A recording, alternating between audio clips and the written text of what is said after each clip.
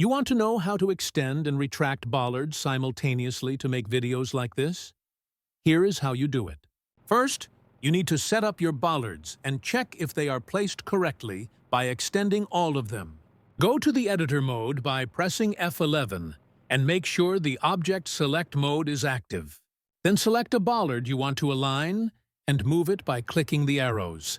By clicking the Rotate button, you can also change the rotation from the bollard.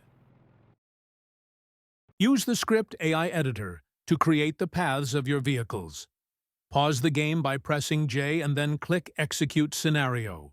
Leave the editor mode by pressing F11 again. Record a file by clicking on the red button. Now use Tab to switch between your vehicles and bollards. When a bollard is selected, extend it by holding P while clicking Tab to get the next bollard selected. Do this for every bollard you want to extend. They will first move after the game is unpaused again. Now unpause the game by pressing J and see if it works.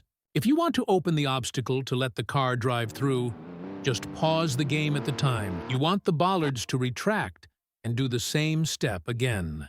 Just hold O this time instead of P to retract the bollards. Repeat these steps until your scenario finishes, and then stop the recording file by clicking the red square.